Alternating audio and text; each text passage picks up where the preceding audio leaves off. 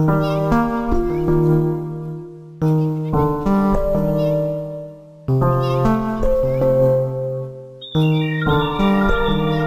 Morning to every one. இன்னைக்கு நாம் எடுத்துக்கிட்ட தலைப்பு நான் ஹியூமன் ஸ்பெசிஃபிக் வேர்ட்.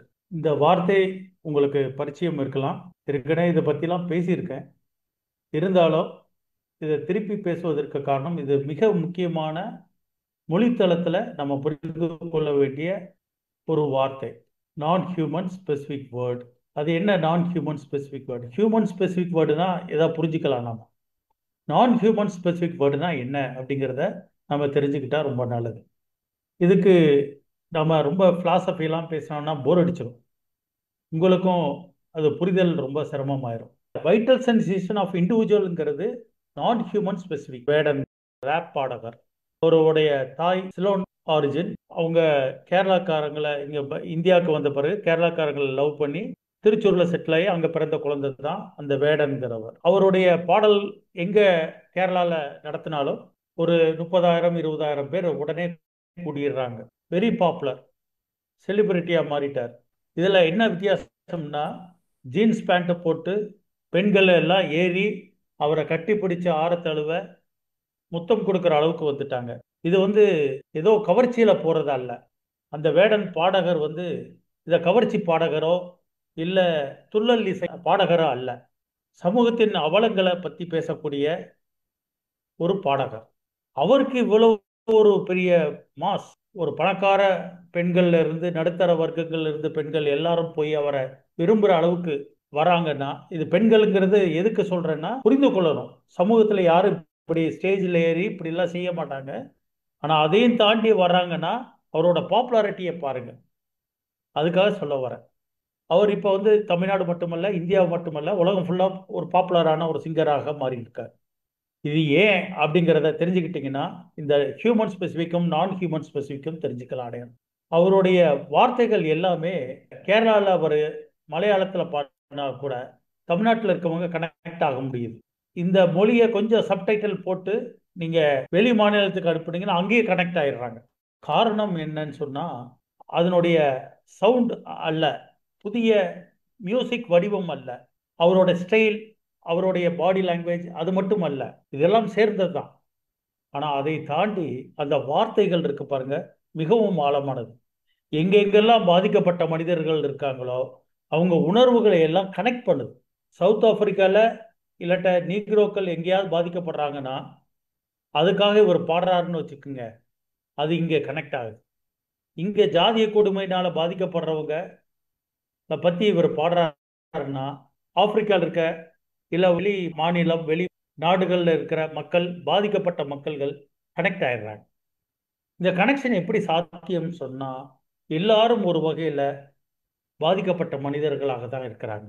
அரசால, சமூகத்தால, குடும்பத்தால, இன்னப்பிற அதிகாரமிக்க நிறுவனங்களால, இப்படி பாதிக்கப்பட்ட மனிதர்கள் எல்லாம் இவர்களுடைய வரிகள் அங்கங்கே வரும்போது, இவங்களுக்கு ஏத்தாப்புல வரும்போது அதை கனெக்ட் ஆயிடுறாங்க. இந்த கனெக்ஷன் பார்ட் இருக்கு பாருங்க, இது எல்லாமே ஹியூமன் கனெக்ஷன். ஹியூமன் கனெக்ஷன், நான் ஹியூமன் கனெக்ஷன் அல்ல. நல்லா புரிஞ்சுக்குங்க, ஹியூமன் கனெக்ஷன். இங்கே பாதிக்கப்பட்டவன் அங்கே பாதிக்கப்பட்டவன் ஈஸியாக கனெக்ட் ஆயிடலாம். அது எல்லைகளை கடந்து இருக்கு, இனங்களை கடந்து இருக்கு, ஜாதியை கடந்து இருக்கு, மதத்தை கடந்து இருக்கு, கலரை கடந்து இருக்கு, எல்லாமே கடந்து இருக்கு. எப்படியோ ஒரு வகையில் கனெக்ட் ஆயிடுறாங்க. ஒரு இடத்துல ஒரு பாம்பு பிளாஸ்ட் நடக்குது, நூற்றுக்கணக்கான மனிதர்கள் இறக்குறாங்கன்னா அதை படிக்கும்போது நமக்குள்ளும் ஒரு வருத்தங்கள் வருது இல்லையா, கவலைகள் வருது இல்லையா. இதெல்லாம் ஹியூமன் கனெக்ஷன். இதெல்லாம் ஹியூமன் கலெக்டிவ் அன்கான்சியஸ்னஸ்ல பொதிந்து இருக்கிறது. அப்படியே கனெக்ட் ஆயிடுவாங்க எல்லாருமே. இந்த கனெக்ஷனை வச்சு நாம புரிந்து கொண்டு ஒரு ஹோமியோபதி மருந்து எடுத்தீங்கன்னா ஃபெயிலியர் ஆயிடும். ஏன்னா இது எல்லாமே ஹியூமன் கனெக்ஷன், புரிஞ்சுக்குங்க. ஆனால் மனப்பரப்புல இமிட்டீரியல் பிளேன்ல நடக்கிற ஒரு விஷயம்தான் அது, இந்த ஹியூமன் கனெக்ஷன்ங்கிறது. ஆனால் சற்றும் ஆழமானது தான் நான் ஹியூமன் கனெக்ஷன். அதை தான் நாம் பார்க்க போகிறோம்.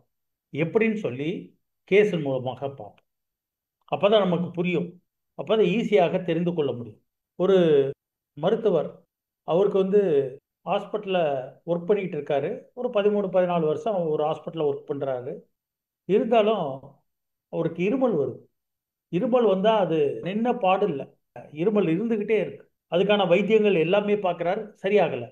கடைசியில் பல்மனாலஜிஸ்ட்டும் பார்க்குறாரு, அவர் டிபி டெஸ்ட் எடுத்து டிபி மாத்திரை கொடுத்துட வேண்டியதான் அப்படிங்கிற நிலைமைக்கு வராங்க. ஆனால் டிபி கன்ஃபார்ம் ஆகலை. இந்த நேரத்தில் அவர் என்னை காண்டாக்ட் பண்ணுறாரு. நான் அவரை பார்க்குறேன். பார்த்துட்டு, என்ன உங்களுக்கு பிரச்சனை, எப்பெல்லாம் உங்களுக்கு இருமல் வருது?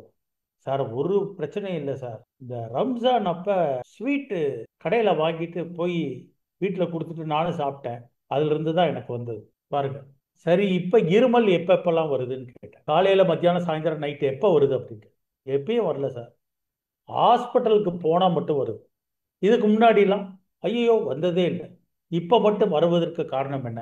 கடந்த ஒரு 6 மாசமாக உங்களுக்கு இருக்கிற பிரச்சனை என்ன ஹாஸ்பிட்டலில் அப்படின்னு கேட்டேன். ஏன்னா ஹாஸ்பிட்டலில் தான் ஏதோ சிக்கல், அதனால கேட்டேன். ஏசி ஏதாவது ஒத்துக்கலையா அப்படி இப்படிலாம் கேட்டேன். எதுவுமே இல்லை சார். அப்புறம் எது அப்படின்னு கேட்டேன். அங்கே சின்ன ஒரு அஃபையர் இருந்தது. அந்த அஃபையர்னால நான் பாதிக்கப்பட்டேன். என்ன அஃபையர் சார்?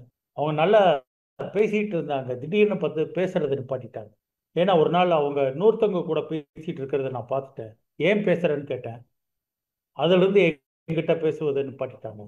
அப்புறம் விசாரித்து பார்த்த பிறகுதான் அவங்களுக்கு இது போல் 5-6 அஃபையர் இருக்குன்னு கேள்விப்பட்டேன். அது என்னை ரொம்ப பாதிச்சிருச்சு அப்படின்னு சொன்னார். இவரும் கல்யாணம் வர, அந்த அம்மாவும் கல்யாணமானவங்க, 2 பேருக்கும் குழந்தைங்க இருக்கு. ஆனால் பிரச்சனை, நோயினுடைய பிரச்சனை எங்கே இருக்கு? இவர் அந்த அம்மாவை விரும்பி இருக்காரு. ஆனால் இவர் என்ன எதிர்பார்த்தாரோ அந்த மாதிரி அந்த அம்மா இல்லை, அவ்வளோதான். அவர்கிட்ட கேட்டேன், என்ன சார் அப்படின்னு கேட்டேன். இதுக்கு பொதுவாக என்ன சொல்லுவாங்கன்னா, நான் விரும்பி இருக்கேன், அது கிடைக்கலன்னா அதுக்கு வார்த்தை என்ன சொல்லுவாங்க? லவ் டிஸ்அப்பாயின்மெண்ட்டுமா. இந்த லவ் டிஸ்அப்பாயின்மெண்ட் போட்டிங்கன்னு வச்சுக்கோங்க, இது பொதுவான வார்த்தை. இது ஹியூமன் லாங்குவேஜ். இது நல்லா பார்த்துக்குங்க. Human language, love disappointment. இதுக்கு மருந்து எடுத்தீங்கன்னா ஃபெயிலியர் ஆகும். இந்த லவ் டிஸ்அப்பாயின்மெண்ட்டை எப்படி ஃபீல் பண்ணுறீங்க அப்படின்னு கேட்டு அந்த அனுபவத்தை தன்னுடைய சென்சேஷனாக, அனுபவமாக, மொழியாக கன்வெர்ட் பண்ணுறாங்கன்னு வச்சுக்கோங்க. அதுதான் நான் human specific word which connects this patient with rest of the world. பிரபஞ்சத்தில் இருக்க வேற ஒரு பொருளோட கனெக்ட் பண்றது இடம். மைக்ரோகாசமும் மேக்ரோகாசமும் இணையற இடம். இவர்கிட்ட கேட்டதுக்கு ஒரே இல்லை, ஏமாத்திட்டா சார்.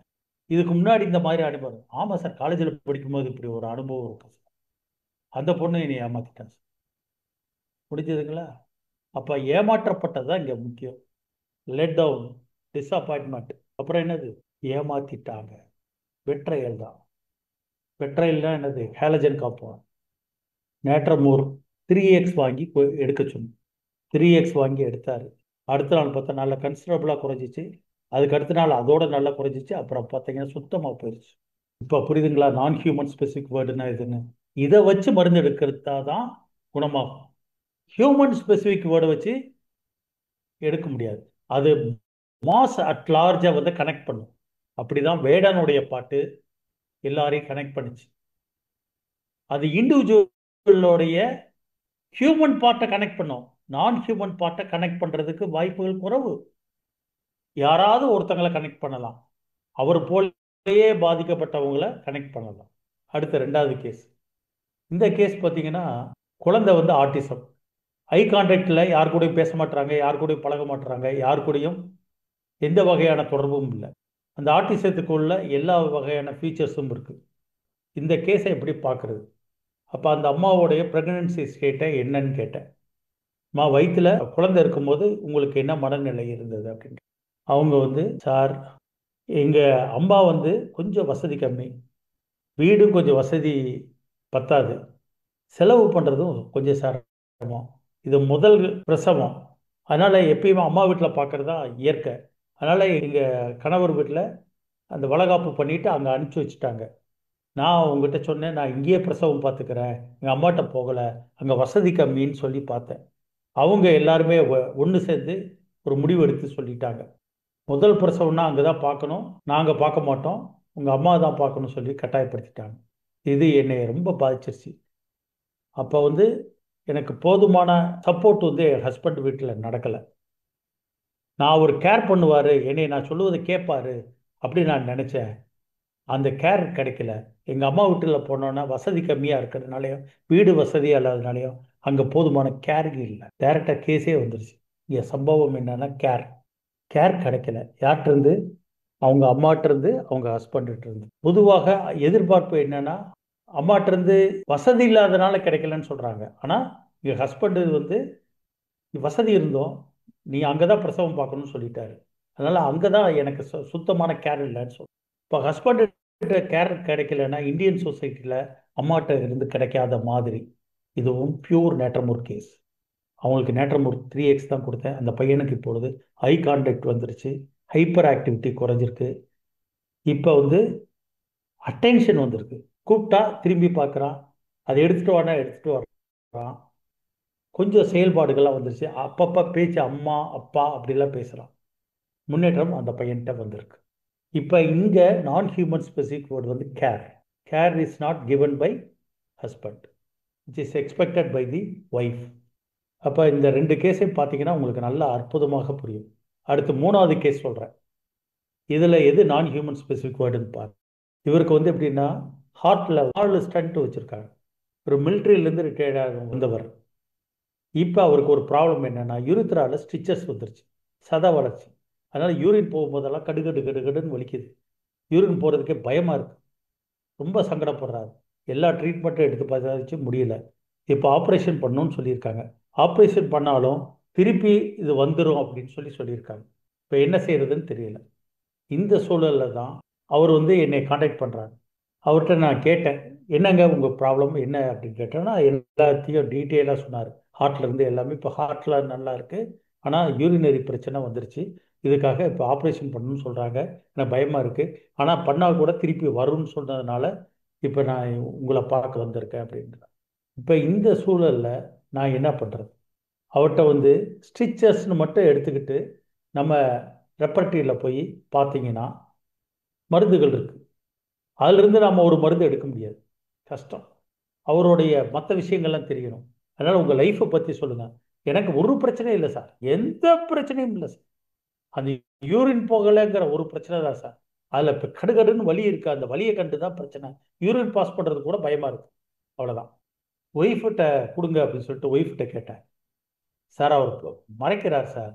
அவங்க அண்ணன் வந்து தற்கொலை பண்ணிக்கிட்டார் சார், அவங்க தம்பி தற்கொலை பண்ணிட்டாங்க சார், அவங்க அப்பா ஆக்சிடெண்ட்டில் இறந்துட்டார் சார், அவங்க அம்மாவும் இறந்துட்டாங்க சார், 4 பேரும் இறந்துட்டாங்க, யாருமே இல்லாமல் இருக்காங்க. இந்த 4 விஷயத்தையும் அவர் மறைக்கிறாரு. இதெல்லாம் அவரை பாதிச்சிருக்கும், ஆனால் அதெல்லாம் சொல்ல மாட்டேங்கிறாரு. அவர்கிட்ட கொடுங்கன்னு சொன்னேன். ஹஸ்பண்ட்கிட்ட கேட்டேன், பாதிக்கலைங்களா? பாதிச்ச சார், ஆனால் அது எனக்கு ஒரு பெரிய விஷயமாக தெரியல சார். இந்த இடத்துல தான் நுணுக்கமான ஒரு கேள்வி கேட்கும். இதனாலும் பாதிக்கலைன்னா எது உங்களை பாதிச்சதுன்னு. சார் இப்படிலாம் வரணும்னா, நோய் வரணும்னா இங்க முன்னோர்கள் யாராவது தப்பு பண்ணியிருப்பாங்க சார், அதனுடைய கர்ம வினை தான் சார் இது அப்படின்னு. சரி வேற வீட்டுக்காரம்மாட்ட கொடுங்க அப்படின்னு இப்படின்னு சொல்றாரு அப்படின்னு. அதை அடிக்கடி சொல்லுவாருங்க. ஆனா அதோட இன்னொன்று இருக்கு. அவங்க தம்பி சம்சாரம், அவங்களுக்கெல்லாம் சொத்து அவங்க அப்பா இருக்கும்போதே பிரிச்சு கொடுத்துட்டாங்க. ஆனா எங்களுக்கு பாகத்துல வந்த இடத்த வந்து அவங்க விவசாயம் பண்ண ஆரம்பிக்கிறாங்க, தொந்தரவு பண்றாங்க. அது அவங்களுக்கு மன உளைச்சல் ரொம்ப கொடுக்குது எங்க வீட்டுக்காருக்கு. ஒவ்வொரு தடையும் சண்டை போட வேண்டியதா இருக்கு அப்படின்னு சொல்றாங்க. ஹஸ்பண்ட் கிட்ட கொடுங்கன்னு ஹஸ்பண்ட் கிட்ட கொடுத்தோன்னே மனைவி இப்படி சொல்றாங்களே, உங்க தம்பி சம்சாரம் இப்படி அடிக்கடி இந்த மாதிரி பிரச்சனை பண்றாங்கன்னு சொல்றாங்களே, என்ன சார்? எனக்கு அது கூட பெரிய பிரச்சனையா தெரியுது சார். அது கூட பிரச்சனையா இல்லைன்னா வேற என்ன பிரச்சனையா இருக்கு அப்படின்னு கேட்டேன். இல்லை சார், எனக்கு சூனியம் வச்சிருப்பாங்கன்னு நினைக்கிறேன். எங்க முன்னோர்கள் செய்த பாவம் கர்மம் என்னை பாதிச்சதுன்னு நீங்க இப்ப சூனியம் வச்சிருக்காங்கன்னு சொல்றீங்க. ரெண்டுல எது சார் அப்படின்னு கேட்டேன். சூனியம் தான் சார் வச்சிருக்காங்க. எத்தனை வருஷமானா? கிட்டத்தட்ட 5 வருஷமா வச்சிருக்காங்க சார். ரொம்ப பாதிப்பு இருக்கு சார். அதனாலதான் எனக்கு இப்ப யூரின் பிரச்சனை வந்துருக்கு. அப்ப யார் வச்சிருக்காங்க? யார் வச்சிருப்பாங்க சார்? உங்க தம்பி சம்சாரம் தான் வச்சிருக்காங்க. உறுதியா சார்? உறுதியா சார், இல்லைன்னா வேற வழி இல்லை. இந்த மாதிரி வலிக்கணும்னா அவ சூனியம் வச்சிருக்கா சார். ஏன் பார்த்தீங்களா? எது நான் ஹியூமன் ஸ்பெசிஃபிக் வேர்ட். நான் அடுத்தவர்களால் பாதிக்கப்பட்டேன்னு சொல்லுவது வந்து ஹியூமன் ஸ்பெசிஃபிக் வேர்ட். எதனால பாதிக்கப்பட்டேன், எப்படி, எதுவாக நான் எந்த வடிவத்தில் பாதிக்கப்பட்டு நான் அதுவாக மாறி இருக்கிறேன்ங்கிறதா நான் ஹியூமன் ஸ்பெசிஃபிக் வேர்ட். அப்ப நான் ஹியூமன் ஸ்பெசிஃபிக் வேர்ட் இந்த இடத்துல என்னன்னா கன்னாபிஸ் இண்டிகா. கன்னாபிஸ் இண்டிகாங்கிறது ஹெமமல்டியா குரூப் சப் கிளாஸ்ல வருது. அப்ப இந்த கன்னாபிஸ் இண்டிகாங்கிறது கஞ்சா. இந்த கஞ்சா தான் இவங்களுடைய மொழியாக இருக்கு. என்ன மொழியாக இருக்கு? எனக்கு சூனியம் வச்சுட்டாங்க. இந்த நான் ஹியூமன் ஸ்பெசிஃபிக்கு தான் நீங்கள் மருந்து கொடுக்கணும். ஹியூமன் ஸ்பெசிஃபிக்கில் அவங்களால பாதிக்கப்பட்டேங்கிறதுக்காக நீங்கள் மருந்து கொடுக்கக்கூடாது. இன்னும் கொஞ்சம் சற்று ஆழமாக நீங்கள் கேட்கணும். அப்படி கேட்கும்போது தான் இந்த அகம் எப்படி பிரபஞ்சத்தோட கனெக்ட் ஆகுதுங்கிற இதை தெரியும். அப்போதான் நமக்கு இந்த யூனிவர்சல் கான்சியஸ்னஸ்னுடைய சீக்ரெட் தெரியும். இந்த வைட்டல் சென்சேஷனுடைய மோடஸ் ஆப்பரேட்டியும் தெரியும். அப்படியாக இந்த கேஸில் கன்னாபிஸ் இண்டிகா கொடுத்துட்டேன். உடனே கொடுத்துருவோன்னா கொடுக்க மாட்டேன். 24 எடுத்து ஸ்டிச்சஸை போய் பார்த்தா அதில் கன்னாபிஸ் சட்டைவாக இருக்கு. ரெண்டும் கிட்டத்தட்ட ஒன்று தான். தைரியமாக கன்னாபிஸ் இண்டிகா கொடுத்துட்டேன். பேத்தாலஜி கவர் ஆகுதுட்டு நல்ல கடுகடுப்பு குறைஞ்சிருக்கு. இன்னைக்கு காலையில் ஒருத்தரை அவங்க சொந்தக்காரரை எனக்கு ரெஃபர் பண்ணுறாரு கேஸு. நல்லா பார்க்குறாரு அவர் அப்படின்னு சொல்லி. அப்போ நல்லா பார்க்குறாருன்னு அடுத்தவங்களை ரெஃபர் பண்ணுற அளவுக்கு நம்ம மருந்து கொடுக்கணும்னா நம்ம பார்க்க வேண்டியது நான் ஹியூமன் ஸ்பெசிஃபிக், ஹியூமன் ஸ்பெசிஃபிக் அல்ல. கலை இலக்கியம் மற்ற லிட்ரேச்சர் எல்லாமே ஹியூமன் ஸ்பெசிஃபிக்கை பற்றி பேசுவது, ஃபேண்டசி பற்றி பேசுவது, இன்டர்பிரேஷனை பற்றி பேசுவது, புனைவுகளை பற்றி பேசுவது. ஆனால் நான் ஹியூமன் ஸ்பெசிஃபிக்குங்கிறது இவனுடைய தனித்தன்மையில் எப்படி இவன் மனிதன் அல்லாத வேறொன்றாக இருக்கிறான் என்பதை பற்றி பேசுவது. அப்படியாக இந்த கேஸில் நான் கன்னாபிஸ் இண்டிகா கொடுத்தேன். சரி, இன்னொரு கேஸ் பார்ப்போம். இந்த கேஸ் இவங்களுக்கு எப்போ பார்த்தாலும் வயசு கிட்டத்தட்ட 70க்கு மேலே ஆயிடுச்சு. சுகர் சாப்பிட்டுக்கிட்டே இருப்பாங்க. ஸ்வீட் வேணும், இல்லைன்னா சுகர் எடுத்து போட்டுக்கிட்டே இருப்பாங்க. நம்ம இப்படி சுகர் அதிகமாக சாப்பிட்றாங்கன்னு என்ன நினைப்போம்? ஹைப்போகிளைசிமியான்னு நினைப்போம். சுகர் ரொம்ப லோவாக இருக்குது அப்படின்னு நினைப்போம். டயபெட்டிக் அந்த சுகர் லெவல் ரொம்ப குறைவாக இருக்குன்னு நினைப்போம். ஆனால் இவங்களுக்கு நார்மலாக இருக்கு, குறைவாக இல்லாது. ஆனால் கிரேவிங் ஃபார் சுகர், ஸ்வீட். இந்த கிரேவிங் ஃபார் ஸ்வீட்டை நான் ஜென்ராலிட்டியில் ஃபுட்டில் போய் பார்க்கும்போது அதில் ஏகப்பட்ட மருந்துகள் இருக்குது. இதில் ஒன்று நான் செலக்ட் பண்ணி தரேன். அவங்ககிட்ட பேசும்போது, ஆமாங்கய்யா சொல்லுங்கய்யா, நீங்கள் கரெக்டு தாங்கய்யா, நீங்கள் சுகரெல்லாம் சாப்பிட வேண்டாம்னு சொல்கிறீங்கய்யா, என்னால் முடியலைங்கய்யா, டயர்டாக இருக்கார். இல்லைங்கய்யா, அது இருந்தால் தாங்கய்யா நல்லா இருக்கு, அது இருந்தால் தான், இல்லைன்னா எனக்கு கோபமாக வருதுங்கய்யா. அப்போ என்ன பண்ணுவீங்கய்யா? வேலைக்காரிகிட்ட திட்டி எடுத்துகிட்டு வாடிம்பேன், பையனை திட்டுவேன், எடுத்துகிட்டு வாடா அப்படிம்பேன், மருமகளையும் திட்டுவேன். ஆனால் நீங்கள் என்கிட்ட பேசுவேன் ரொம்ப கனிவாக பேசுகிறீங்களாடு. ஆமாங்கய்யா, நீங்களாம் பெரிய ஆளு இல்லையா, டாக்டராக இருக்கீங்க, அப்போ உங்கள்கிட்ட எப்படி பேசணும், அப்படிதானங்கய்யா பேசணும். ஒரு பையன்கிட்ட கூப்பிட்டு என்னன்னு கேட்டேன். அம்மா எப்படிங்க அப்படின்னு கேட்டேன். எல்லாருக்கிட்டேயும் வெளிய ஆளுகிட்ட பெரியவங்ககிட்ட ரொம்ப மரியாதையை நடந்துக்குவாங்க. ஆனால் எங்கள் வீட்டில் எங்கள் வேலைக்காரி, வேலை செய்கிறவங்க, எங்கள் தோட்டம் எஸ்டேட்டில் வேலை செய்கிறவங்க எல்லார்கிட்டையும் கடுமையாக நடந்துக்குவாங்க. அப்போ சபார்டினேட்டுகிட்ட மோசமாக நடக்கிறாங்க, சுப்பீரியர்கிட்ட பணிவாக நடக்கிறாங்க. இதுதான் நமக்கு ஃபஸ்ட்டு கிடைச்சது. பொதுவாக அம்மா இப்படி டாமினேட்டிங் கேரக்டரான ஆமாம் அப்படின்னா, இந்த டாமினேட்டிங், இந்த சபார்டினேட் ஹார்ஸாக நடக்கிறது, சுப்பீரியர்கிட்ட நடக்கிறது, இதெல்லாம் மையப்படுத்தி கிரேவிங் சுகரில் பார்க்கும்போது லைக்கோபோடியம் இருக்குது. லைக்கோபோடியம் கொடுத்தேன் 3x. இப்போ அந்த அம்மா அந்த சுகர் கிரேவிங்கே நின்றுச்சு. கண்ணை மூடிட்டு சுகர் கிரேவிங்னு எடுத்துகிட்டு ஒரு மருந்து கொடுக்குறாரு. அதில் இருக்கிற அவங்களோட பர்சனாலிட்டி, அவங்களோட பிஹேவியர், அவங்களுடைய நான் ஹியூமன் ஸ்பெசிஃபிக் வேர்டை நீங்கள் பார்த்து தான் மருந்து தரணும். அப்புறம் கடைசியில் ஒரு கேஸ் மட்டும் சொல்லிடுறேன். ஏற்கனவே இந்த கேஸை ப்ரெசென்ட் பண்ணியிருக்கேன். அவருக்கு பிபி அதிகமாக இருக்கும். உங்கள் தோட்டத்தில் ஒரு நடுக்காட்டில் இருந்திருக்காங்க. அங்கேருந்து நீங்கள் ஹாஸ்பிட்டலுக்கு போனால் 5 கிலோமீட்டர் போகணும். ஆனால் அவங்க அப்பா ஹார்ட்டு பெயின் காரெல்லாம் பிடிச்சி அவரை ஹாஸ்பிட்டலுக்கு கூட்டு போகும்போது போகிற வழியிலே இறந்துடுறாரு. இது ரொம்ப பாதிப்பாக இருக்குது. எயில்மெண்ட்ஸ் ஃப்ரம் டெத் ஆஃப் ஃபாதர்னு எடுத்து அப்புறம் ஃப்யூச்சர் என்ன ஆகும் ஏதாகும் அப்படின்னு ஒரு பயம் இருக்குது. ஏன்னா இவருக்கும் ஹார்ட்டில் ஏதாவது வந்துருமோ, ஏன்னா பிபி இவருக்கு சூட்டப் ஆயிடுச்சு பேஷண்ட்டுக்கு. எங்கள் அப்பாவுக்கு வந்த மாதிரி நமக்கு வந்துருமா, அப்பாவுக்கு 35 வயசில் வந்துச்சு, எனக்கு அதே வயசில் வந்துருமோ அப்படின்னு பயம் இருந்தது. இதெல்லாம் மையப்படுத்தி காஸ்டிகம் கொடுத்து பிபி லெவல்லாம் குறைஞ்சி நல்லா இருந்தார். கொஞ்ச நாள் நான் அமைதியாக இருந்தார். திடீர்னு ஒரு நாள் ஃபோன் போட்டு, சார் எனக்கு உடம்பெல்லாம் ஒரு மாதிரி பண்ணுது, எனக்கு ஹார்ட்டில் ஏதாவது ப்ராப்ளம் இருக்குமா அப்படின்னு. இப்போ இத்தனை டாக்டரை பார்த்தீங்கன்னா அது ஒரு 3-4 டாக்டரை பார்த்துட்டேன் சார். ஹோமியோபதி டாக்டர் அது எத்தனை பேர், ஒன்றுமே சரியாகல சார். உங்கள்கிட்ட வந்தால் தான் சார் சரியாகும், உங்கள்கிட்ட தான் பிபி குறைஞ்சது சார். அப்புறம் ஏன் பேசாமல் இருக்க வேண்டியதானே? இல்லை சார், அங்கங்கே பிடிச்சிக்குது சார், இங்கே அங்கெல்லாம் பிடிச்சிக்குது, தாங்க முடியல. அதெல்லாம் பிடிக்கும்போது எனக்கு மரண வேதனையாக இருக்குது சார். பிபி இருக்கும்போது கூட எனக்கு இவ்வளோ பயம் இல்லை, இப்போ ரொம்ப பயமாக இருக்குது சார். ஏதாவது நடந்துருமோ, ஃபியர் சம்திங் வில் ஹேப்பன். அது இதுன்னு சொன்னார். வேற ஒன்றும் இல்லை, இந்த பிடிப்புங்கிற இதை வச்சுட்டு ரெஸ்டாக்ஸ் 3x அற்புதமாக அதெல்லாம் குறைஞ்சி கிட்டத்தட்ட 90% நல்லா இருக்காரு. அப்பயே சொன்னேன், உங்களுக்கு கேஸ்ட்ரிக் பிரச்சனை தாங்க, ஹார்ட்டில் ப்ராப்ளம் இல்லைங்க. எத்தனை தடவை எக்கோ கார்டியோகிராம் எடுக்கிறது, எத்தனையோ கார்டியாலஜிஸ்ட் சொல்லிட்டாங்க ஒன்றும் இல்லைன்ட்டு. பிபி வேற குறைஞ்சிருக்கு. தைரியமா இருங்க, டாக்டரை பார்க்கறத நிப்பாட்டுங்க, இனிமேல என்னைய பார்க்கறதை நிப்பாட்டுங்க. ஒன்றும் இல்லைங்க உங்க உடம்புல. இந்த உணவுகளை கொஞ்சம் கட்டுப்பாடாக இருந்து சாப்பிடுங்க, சரியாகி போயிடும் அப்படின்னு சொல்லி அறிவுரை செஞ்சிருக்கேன். இப்போ பார்த்தீங்களா, இந்த பிடிப்புங்கிறது அனகார்டியேசே ஃபேமிலிக்கே உள்ள பிடிப்பு. இது non human specific word of Anacardiaceae family. அதில் இருக்கிற ஒரு மருந்து தான் ரெஸ்டாக்ஸ். இதனால கொடுத்தோன்னா அது மயாசம், டைஃபாய்டு மயாசம். அந்த டைஃபாய்டு மயாசம்ங்கிறது என்னது, lies between acute and psoric. உடனே சரியா I have to come out from the situation at the earliest. அதுதான் டைஃபாய்டு. எனக்கு உடனே சரியாகணும், உடனே சரியாகணும். இது சரியாகலையே, இன்னொரு டாக்டரை போய் பார்க்கணும். இது அவருடைய ரியாக்ஷன் பேட்டர்ன்.